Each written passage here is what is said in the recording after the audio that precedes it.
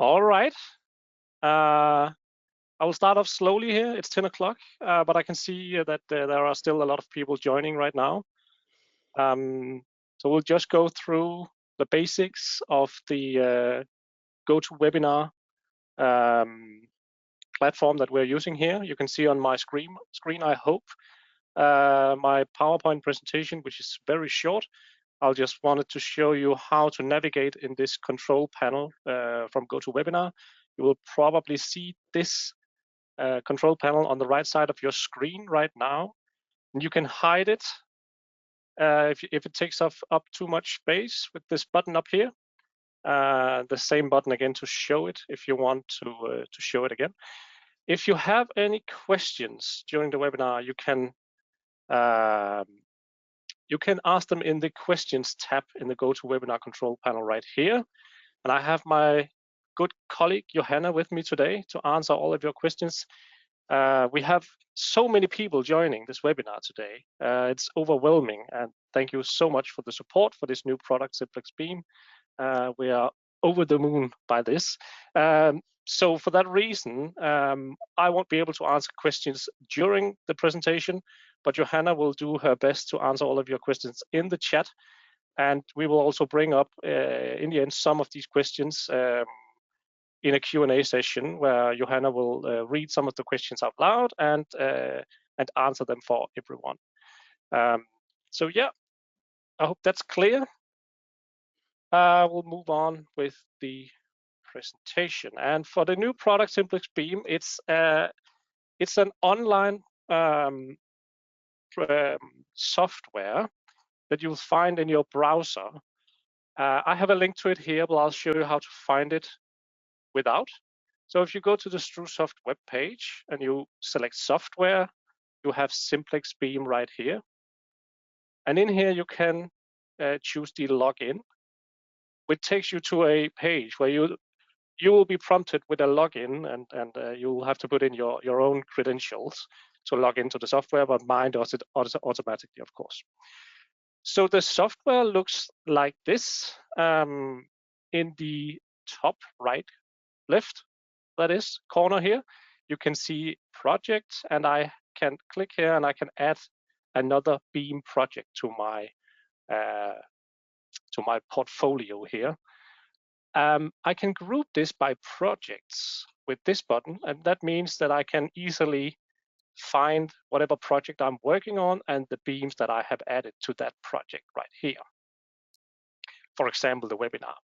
For now, I will try and create a new one. So I'll click this button, and I can select between steel, concrete, and timber. Those are the templates. It doesn't really matter if you select wrong here. You can always change it in the software. But for now, I'll use the steel. I'll give it a name. Let's call this steel beam. Add a description. You can do that also if you want. You can, hang on, I'll just close this. You can put a project, and that is the project you'll see here. So if I want to add this particular beam to my webinar project, I'll put in webinar here. And then I can put in whatever else I want here. So I create this. And now it looks like this. And the way you use this is you go through these menus over here and close them all by double clicking, as I just did. You have code settings, that's the first one. So you can select between the standard Eurocode, the Danish national annex, the Finnish, the one from UK, the Norwegian, and the Swedish. And these are the ones that are currently in the software. Our plan is, of course, to add others. We want this product to follow the same national annexes that we offer in FemDesign, and we have a goal within StruSoft to expand to additional markets throughout the next coming years. So there will be more and more national annexes added in the upcoming years. You can also select the consequence class here, which is by default set 3. I'll change this to 2 for this presentation. And before we move further here, I want to also show you the settings tab over here in the top right side of the screen. here you can select or change multiple settings, like should it run the analysis on change? Do you want a grid shown? There are different things here you can change, like graphs, viewports, colors. You can even select dark mode if you prefer that. And also the language. So for this presentation, since we're doing this in English, I have selected the English language, but I usually run Danish. You can also select the Swedish language. And then the quantities, you can also, the units, you can also change that right here. Length is now displayed in meters, force is in kilonewtons, and so on. But all of this can be changed in here. Next up, we have the geometry section here. Here I can change the length of the beam, so I could change this to 12 meters, for example. You can see that my support automatically follows, so it's still a simply supported beam, but it could be a cantilever beam as well, like this, where my support is in the middle or wherever I want it. And I can select like between pinned, rigid. This is a bad place, I can see that. Let's do it like this. So here you can see the one I'm changing is the one on the right side now. Now it's a rigid, now it's a roller, and here it's pinned. And if you want to add more, you just click the plus. We can put one in 4 meters, for example. Then we have a new support right here.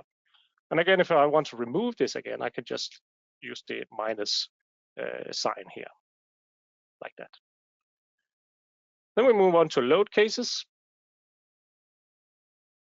And again, this is set up by default. This is a dead load and a live load. You can change it.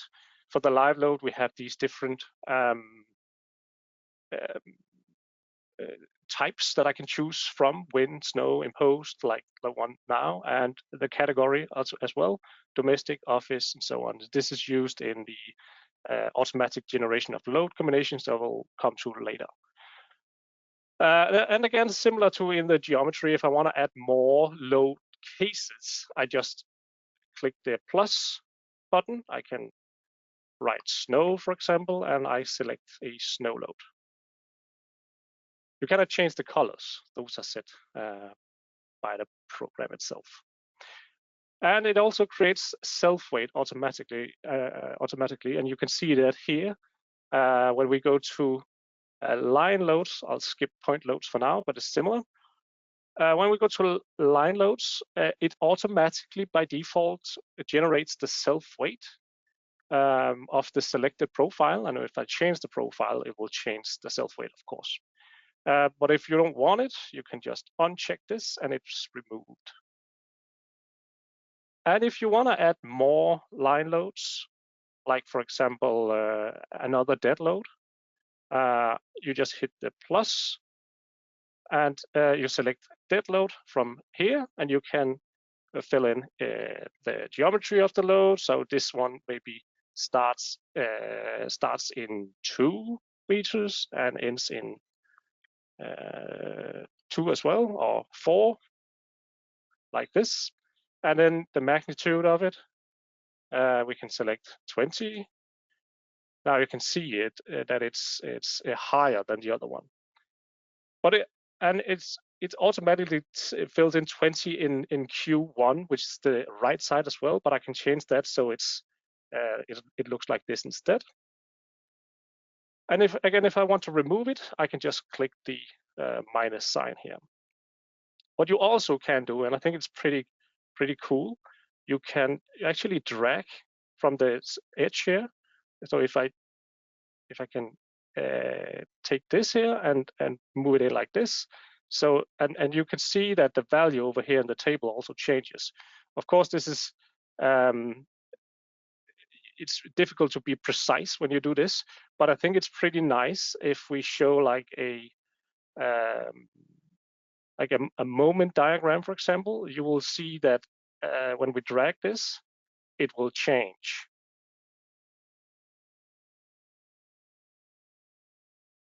Maybe.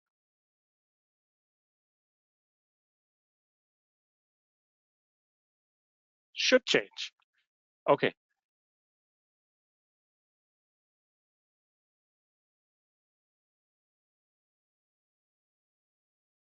Okay, here it is, here it is. It took a while. But that's pretty cool. You can, I was about to say immediately, see the changes you make. But yeah, of course, it has to update. And then you can also, if you want, you can just override it again. So you set 0 here again to take it out to the edge here. Again, if I want to change the size of the load, I can do this here. So now the dead load is 10 and the live load is 5. It's similar to point loads. If I were to add like a point load, now there's none in here. You can just click the plus button. You can select like a position. By default, it will set it in the center. We can drag it, or we can put in the value, say 2 meters here, for example. And we also have something called rotation, as you can see here. And this allows us to actually tilt the loads. It goes both for point loads and line loads. So for example, I could put this to 45 degrees. So now the point load looks like this. This generates, of course, some normal force in the beam. So this is also something that the software can handle. And down here, you can see the reactions, the normal diagram, the shear force diagram, the moment diagram, and the deflection diagram. And you can turn those on if you want to see them in the graphical representation right here. Yes. Also, right now I have selected something called envelope for the ultimate. We have. I haven't shown you the load combinations yet, but I will just in a minute.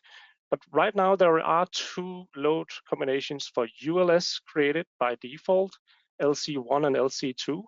And if I select ultimate or envelope here for ultimate, it gives me actually both. So that's why the normal force diagram, where it's most visible, I think, you can see that there are 2 values. So if I select just LC1, we only see one of them. That's the minus 9.5. If I select LC2, I have the minus 8.1. And if we select the envelope, I get both. So the envelope is used to quickly identify the worst or the highest values for your force diagrams. Yes. So let's remove this point load again. We don't need the normal force diagram anymore. I'll just focus on this. The next tab you see is the load combinations. And actually, the load combinations by default will be created automatically. So we have here a characteristic load combination, and we have the 2 ULS combinations. If you don't want the software to create your load combinations automatically for you, you can unselect this one, and then it's no longer used. You can go into user define and you can add your own. And we can say that this is my load comp 1, for example. This is not a characteristic one. This is a ULS ultimate. And this contains dead load, maybe with a factor of 1, live load with a factor of, let's say, 1.5, and the self weight of the beam with also a value of 1. That could be one way to do this. I don't want to use the user-defined ones. I want to use the generated ones in this presentation. So I will check this use button again and use these load combinations. In the load combination generator options you find right here, you can select what it should generate for you. You can, for example, say, I don't want the live load to be used in my automatically created load combination. So you just remove it from the chosen side. Now it's available to use, but now it's no longer, if you see over here, it's no longer shown in the automatically generated load combinations.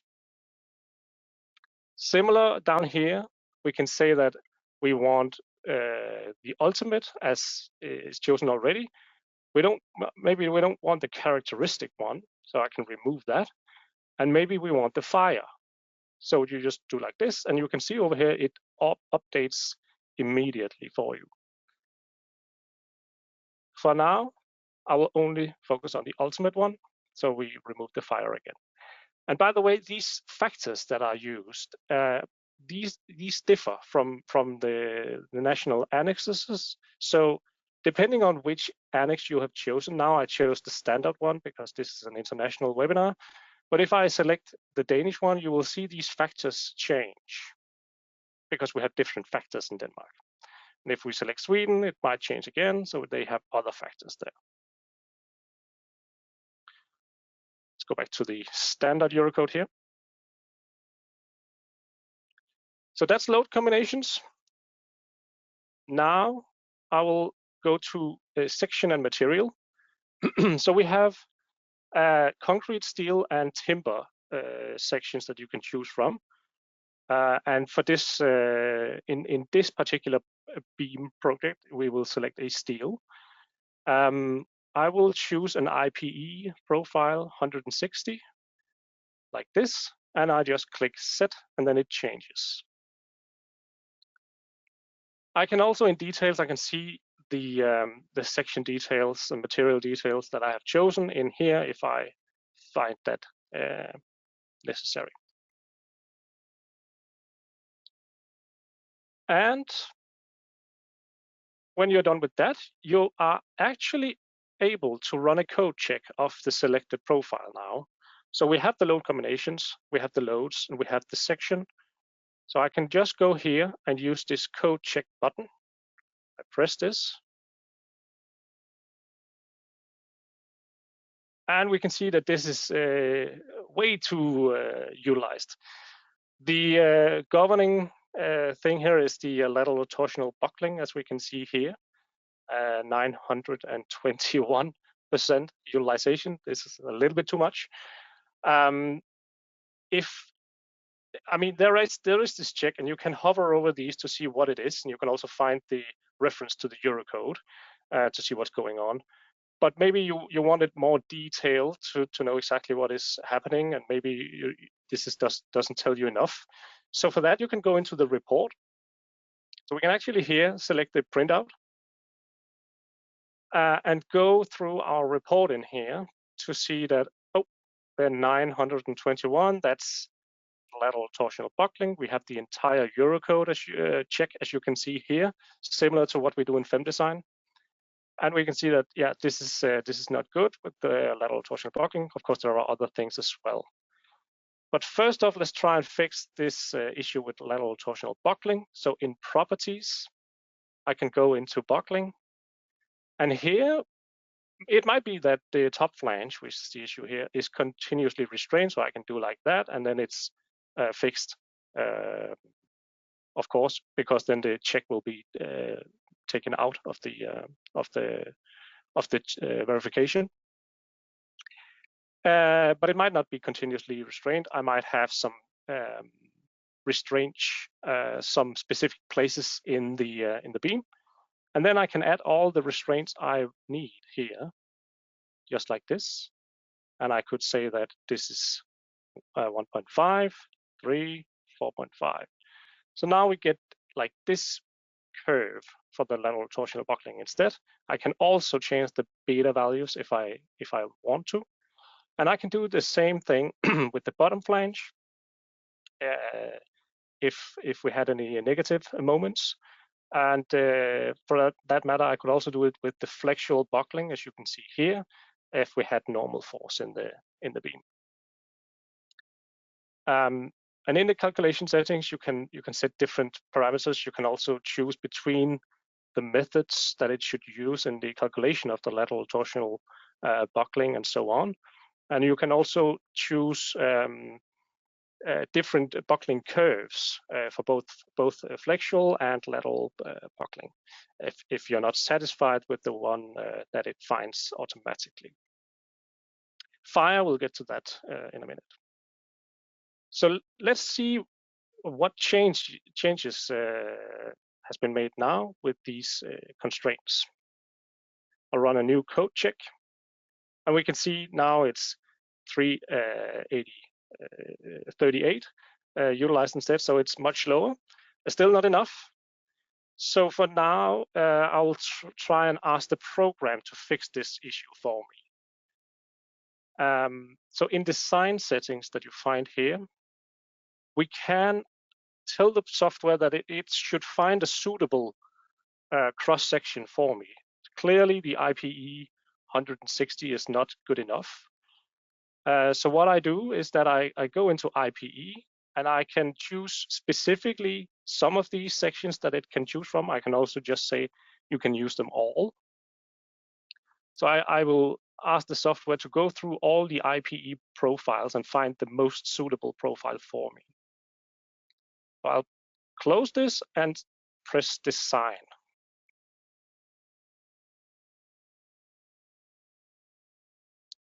And you can see here it found IPE 270 instead. I press recalculate. Now we have a different self-weight, so there are smaller changes to the internal forces. And now everything is green. We are happy. When it comes to results, we always saw the report. We also have something called result tables. They look like this. Again, we can choose which load combination we want to see results from. Is it LC1, LC2, or just the envelope results? And we have element results, and we have support results, displacements, and design results. And you can, if you want, you can copy this with the button here. You can open up Excel, and you can paste it with Control V to have it in your Excel sheet if you want to use that for your work ahead. That's one thing, one method to show your results. You can also, as we saw before, choose the printout. You can see your report. You can print it, of course, to PDF or to your printer. And you can set up this report how you want it to look like in the visibility options. So you can just check and uncheck whatever it is you want and you don't want to see in your report. I have unchecked like a section here. If I put this on, I go to report, I have a section over here. And again, if I don't want it, I just take section, uncheck, report, and it's gone. So you have here a summary on the first page. You have your input on the second page, input again, and then the code check detailed results. And you can also choose, if you want, to show the analysis results by checking this one. Now the report will be a little bit longer. The analysis results look like this. So for LC1, we see the reactions, we see the internal forces, and we have the diagrams right here. And then we come to the code check. So you can tailor the report to look like and to contain whatever you think is relevant for your report.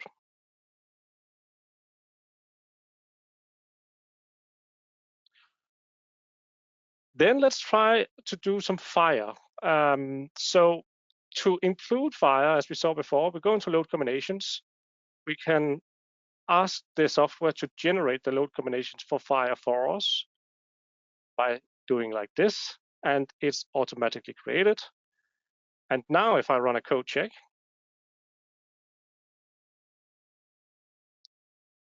I assume everything will be red. Indeed it is. And if we go into fire, we can also see that right now there are no protection for our cross-section. So it makes a lot of sense.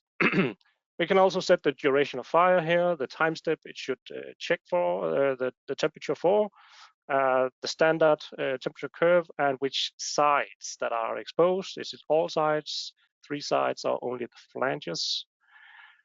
And then we can select a material, or we can set a specific temperature that it should calculate for the utilization for.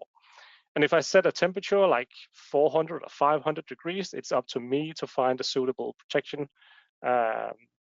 afterwards. That can make sure that the temperature in the profile doesn't exceed this within the 60 minutes or whatever the duration of fire is. So, but I will choose a protection material here instead. I'll go in here, I'll select like a gypsum board. I'll use this, set the thickness to 12. And I will press close. And let's see if this is good enough. We can run the code check.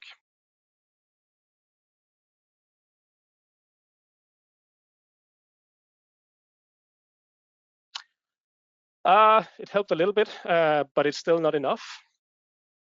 So let's go into design settings again and see if the software can help me. Let's set so these gypsum boards, they are 12 millimeters. We can try with maximum. This is the maximum thickness of the protection that it's allowed to apply. So let's take like 4 layers. That should be the ultimate maximum, I think. And minimum, of course, 12. And then it asks for the steps in which it should increase every time. And since the gypsum board is 12 millimeters, that's how I remember it at least, I will use 12 here as well. So close this, and let's see if it is able to find a solution for us.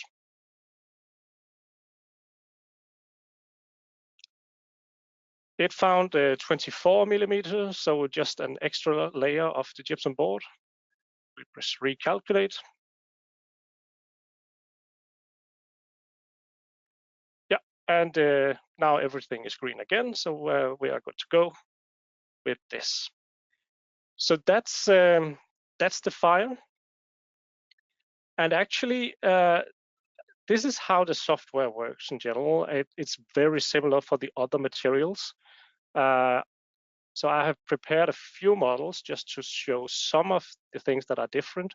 For example, we have a concrete beam here in my project. I will open this. This is a 12-meter beam.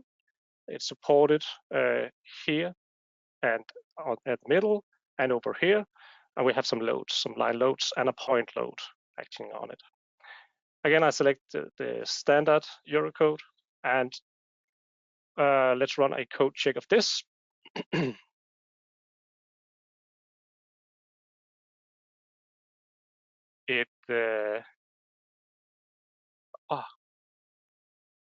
we go. So this is the shear force diagram and the moment diagram, and we can see the utilization is okay. If we go into reinforcement for the concrete beam here, you can see the layers of reinforcement we have.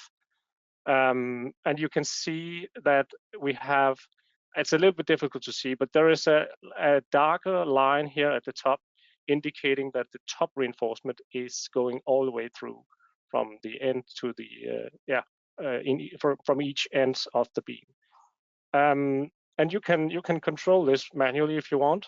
So we can say that the top reinforcement, as we have up here, that is actually the top layer here. That is what we call group 2. So if we go up to groups here, we can find group 2. This is the start and the length of the reinforcement. It's a B500 and a diameter of 12 millimeter.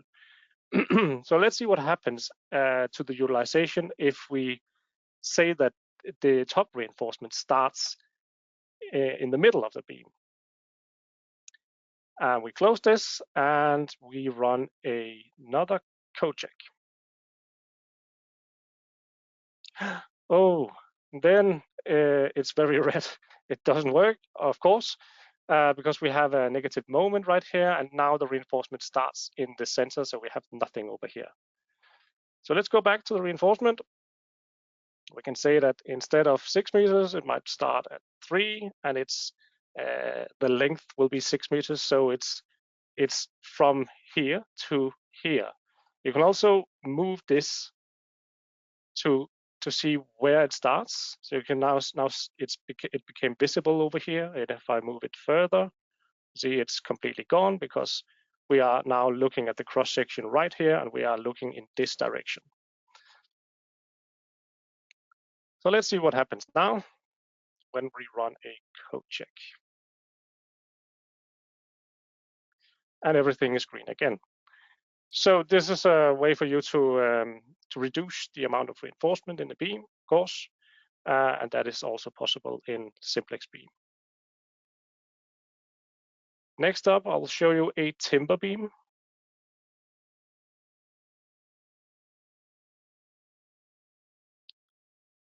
Looks like this. It's a dressed cross section, 45 times 195. I have some loads on it. I do a code check. This, for example, could be like a beam in the flooring between two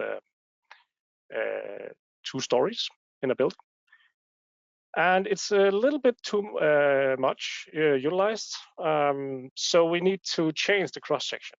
And if we go into section and material, take timber, dressed, I would like to use the next one. Of course, there is the 45 times 220.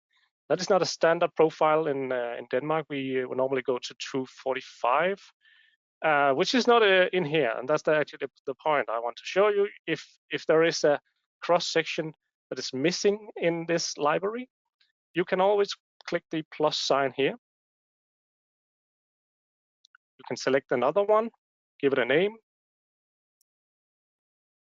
In this case, it's addressed 45 times 245. Press OK, and you can see it up here now. I can select, I'll select C24 here and press set. And then it's now a different profile. I use the code check, and everything is green. How nice! So yeah, you can add your own cross sections if you need to, and that goes for concrete and timber, and the welded HSAQ profiles for steel. Right. The last example I want to show you here is an example of a roof beam, and the roof is slightly slanted. There is an angle, so it's not like level. Meaning that when we apply dead load and snow load, we have to tilt them. And as I showed you in the beginning, we can do that with the rotation here. So right now I found a rotation of 79 because the roof is 11 degrees in my scenario. So I reduced the snow load a little bit, the wind load acting directly onto the beam as shown here. And the self weight is also tilted a little bit. Again, I will do a code check. It's the same profile that we used before. It's the addressed 45 times 195. And this, oh yeah, there's a lot of combinations here. So this is how it will look for you. By the way, also the deflection, you can also see that. This is a little bit high, maybe, but you can turn on the deflection here as well and see that in the envelope. But yeah, this is too much utilized. So again, we need to change the cross section. We could try with this one again that we just created. So I make the change. And I do the code check.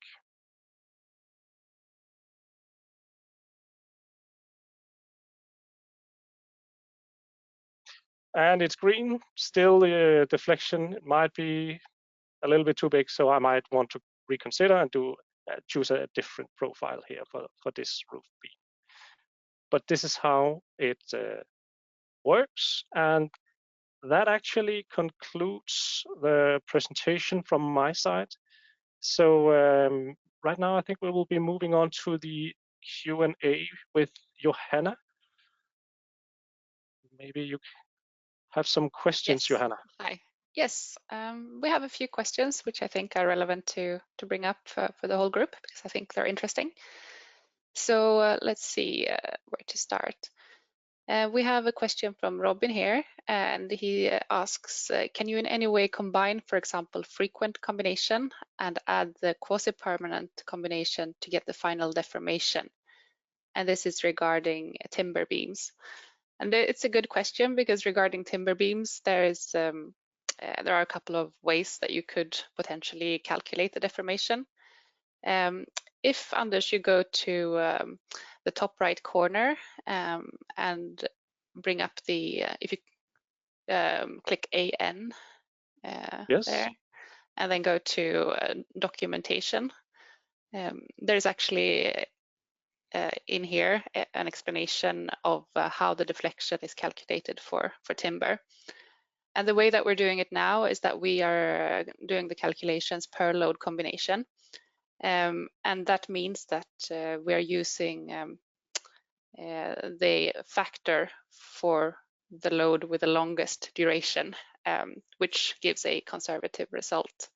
So at the moment, if you want more detailed results, our recommendation is to put each load in a separate load combination where you add them manually, and then actually do the sum of the deformations manually. But we are looking into if there's a way to improve this calculation and make it more refined. We chose the conservative method as a start. And of course, in here, in the user defined, you can create your own, and you can just remove, if you want it isolated just for that load, for example, you can remove the others. Exactly. You can add more. Yeah. And it's quite easy to see then if you have a few of them. It's quite easy if you just look at envelope, you can see all of the deformations in the graph, and then you can use your calculator in the end. Right. And also, I didn't show it, but in calculation settings, when you have selected timber, you can change the service class here so you get the correct KDEF value. So if I choose 1, it updates to 0.6. And if I choose 3, it updates to 2. Yeah. And this is, of course, different in the national annexes, what these values should be. They're sometimes overwritten. Okay, so let's move on to, I think we have time at least for a couple more questions. So Fredrik here is asking whether Simplex Beam has the function from Concrete Beam where you can let the program auto-design the reinforcement and place it where it is needed with its respective anchorage length. And I think if Anders, you go to a concrete beam example, we could just look at what is available in the design settings for concrete beams. So we don't have the full functionality, which is in WinStatic programs yet, but we do have an auto design for concrete. And these are the different settings that you can choose at the moment. So you can set a utilization ratio, the cover thicknesses, and the reinforcement materials and diameters that you want to use. And then you can run the design. And it will do it for the whole beam, but it will do a design for you in the same way that it does for steel and timber. But we are planning to expand that functionality also in the coming months or so. Okay, we have another question. Do you plan to release Simplex column? If you do, when? Yeah, we are planning to release Simplex column. We don't have a set date for it yet. The next release that we have planned is Foundation, Simplex Foundation, but there will definitely be a column app in the future. So look out for that. Let's see. We have one question here from Yanni, which says, if I have a design load on a beam from a previous calculation that loads a beam I'm going to calculate, what do you do with the factors? So if I understand this question correctly, there are a couple of options for it. So either you could take the reaction forces from the beam that's on top and add them per load case as point loads. And then you could let the load combination generator generate the load combinations for you. But if you don't want to do that, you could take the design load reaction from the beam on top and add it as a point load, but then you would have to use a manual load combination and set the factors manually to make it match what you would like to accomplish. So I hope that was the gist of the question. We have a lot of questions coming in now. Anders, how many more do you think we have time for? Well, the webinar is actually scheduled until 11, so we can do some. Okay. Yeah, let's do some more. Okay, we have a question here from Magnus. How is it going with the replacement for frame analysis? Also with a comment, it is very outdated, which that's not nice to hear. But yes, we are planning. It's a little bit more long term than simplex column, but we are planning for a simplex frame in the future. So the long term goal is to update all of our older 2D software to the simplex platform, and we're doing that step by step. So there will definitely be one in the future, but it might be a bit further along the line.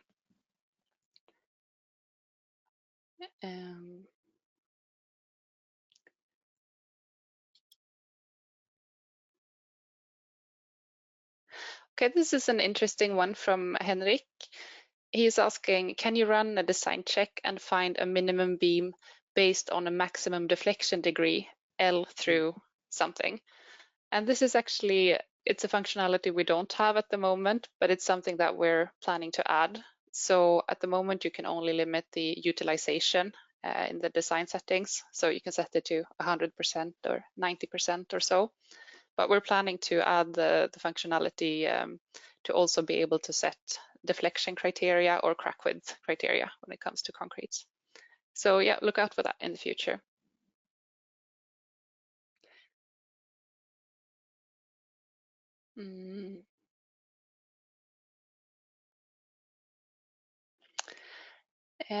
Fredrik is asking, hey, is there a way to download a calculation file so it's possible for co-workers to get access to calculation files?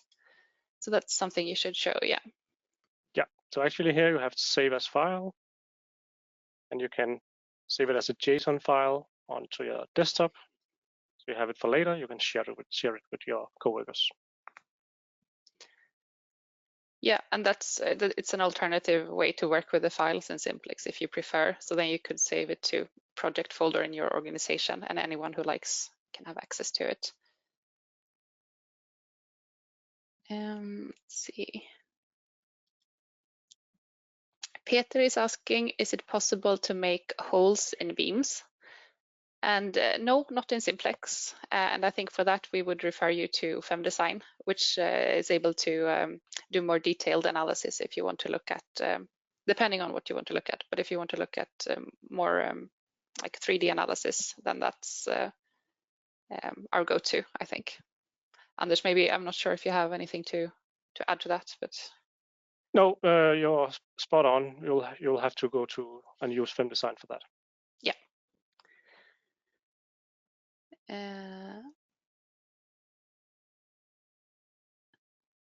So we have a question from Andreas. What are the plans for future? Oh, let's see, there's more questions coming in at the same time. What are the plans for future Simplex programs? On StruSoft's YouTube channel, it's mentioned that Simplex is the future for dimension and WinStatic. Will we eventually get Simplex Foundation or retaining wall? So yeah, partly I answered that because you are getting Simplex Foundation quite soon, and the retaining wall will also follow, or perhaps it will be a retaining wall and basement wall combined program, but something to cover that type of functionality, yes. Yeah, basically Beam is just the first in a series of programs that eventually will replace our current 2D suites. Yeah. Let's see.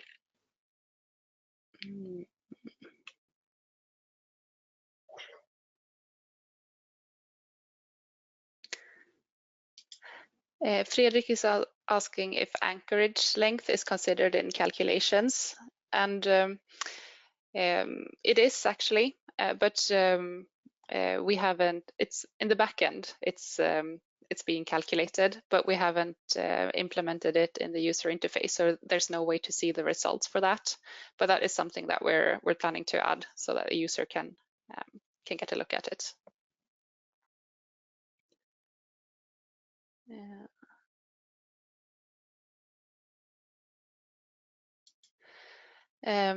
Andreas is asking plans for Simplex finding a maximum steel temperature like in FemDesign. And actually that's already available. So if you, Anders, go to a steel beam project and open the fire settings, you can choose apply fire protection material, which was the one that Anders showed you, but you can also choose, so if you exit that, you can choose set temperature. And that's the way that FemDesign does it. So yeah, and then you can, if you do that, the fire design settings will change. So you have to put in the value that you like there as well.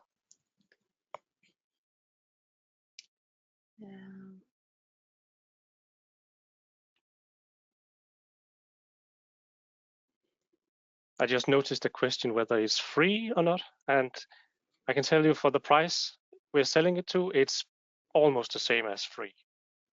So please contact us if you're interested. Yeah.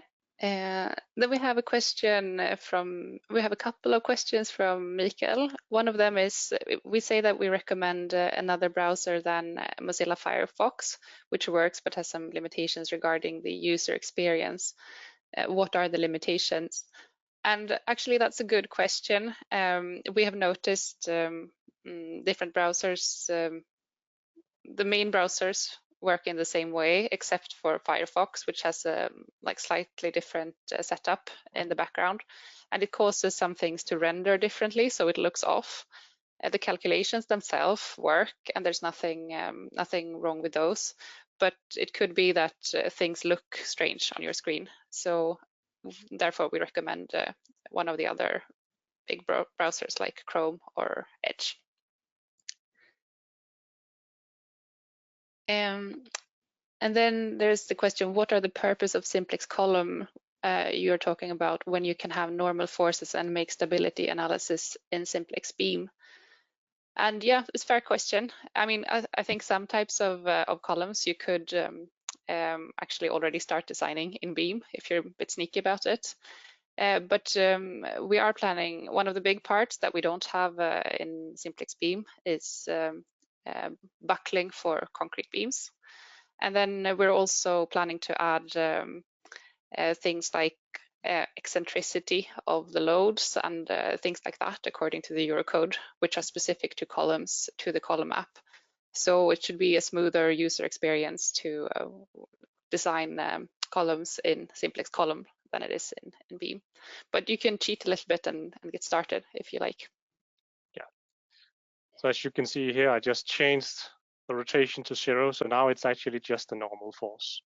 But of course, there is the self weight. We cannot change that, so maybe you want to remove that in your verification.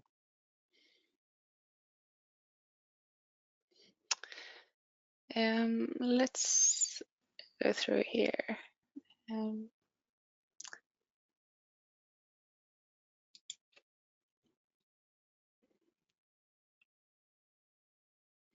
I think we answered all of the questions. Let's see.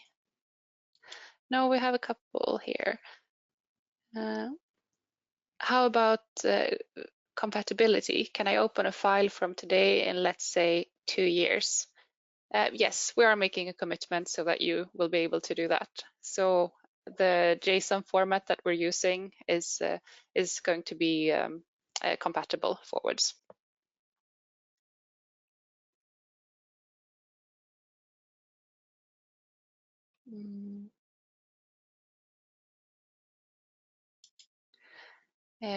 We have a question whether it's possible to add eccentricity to point loads, and I would guess that that it means eccentricity out of the plane would be my interpretation of that question. And no, that's not possible, at least at the moment. We have made the limitation to only work in the 2D space, but we have received quite a few requests regarding this to be able to add eccentricity to loads or torsion. So we're looking into the possibility whether we can do that in a way which is still keeping the beam up intuitive for the normal cases where you don't have it. So we're looking into if that could be possible.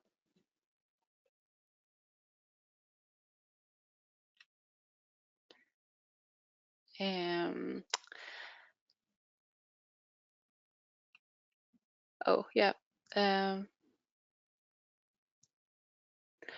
Yeah, we have a similar question. So can you calculate torsion? So no, we cannot calculate torsion. We can add point loads as moments, but they're moments around the y-axis, not around the x-axis.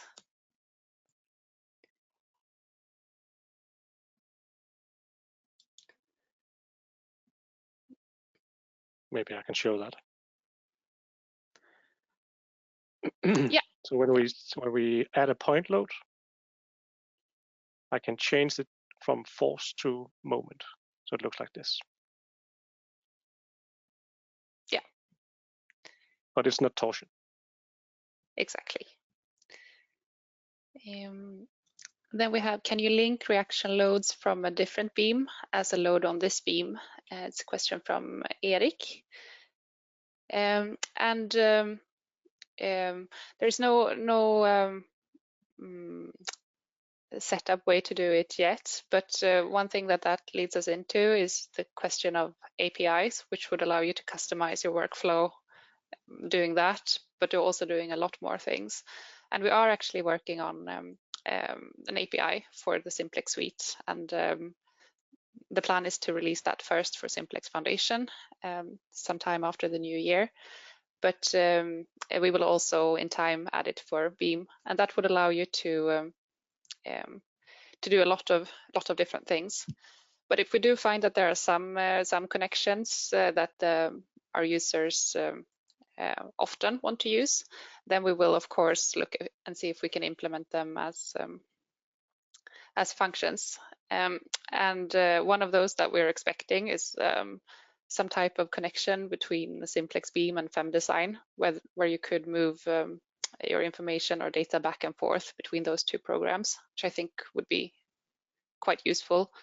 For example, if you are designing a beam in Simplex and then at some point you realize you need to make a hole in it or whatever, then if there was an export functionality to FemDesign, you could quite easily continue your work there. And vice versa, if you have a big model in FemDesign but you want to do the element design in Simplex, there's also plans to allow the users to do that.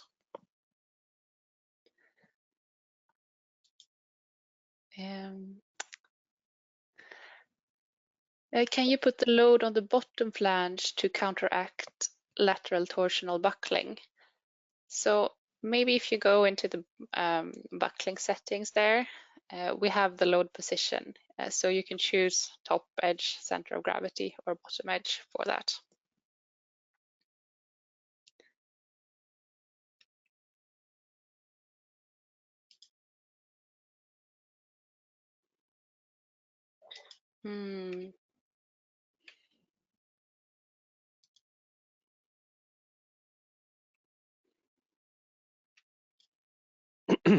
I just noticed the question, what is the disadvantage to do a simple beam calculation in FemDesign? And I don't think there are any. We have many users who actually prefer this and do this because they have a workflow set up that works very well for them. So definitely no disadvantages. Of course, this Simplex Beam is a more simple program. You have less things to consider. And for some users, it will be easier to use Simplex Beam. But if you're used to FemDesign, I don't see any disadvantages at all. Then, of course, there's also the fact that Simplex Beam, as it is a simpler software, it's also a little bit cheaper, of course. Yes. I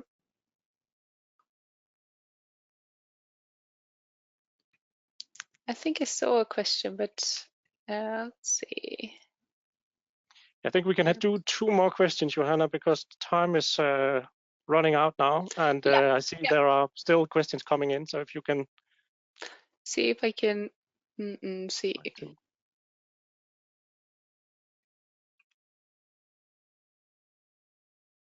Actually, I think I can't find the one that I thought I saw. Maybe what we should do is get back to the questions that we haven't answered yet. Maybe we should just try to get back to them over email after the webinar, so that we don't drag it out. And of course, if you have any questions that you think of after, you can always contact Anders or myself, and we're happy to answer, of course. Yeah, just the final one. Magnus is asking about what's included. Is it both timber, steel, and concrete? And yes, it is. It's one price for the program. It's a shared license, a floating license, if you want. So meaning that it's a web license. So we have one price. It's not like we have with the other programs where we have single licenses and network licenses. This is just there's one price for a web license, which can be shared in your office by your colleagues. Of course, one at a time can use it per license. But both timber and steel and concrete is included. So there's no additional modules like you're used to with some of the other programs. I hope that that answers the question. And all of those questions that we didn't answer, we will try and get back to you on email. Thank you for joining today, and hope you found Simplex Beam interesting. Have a fantastic day. Bye-bye. Bye-bye.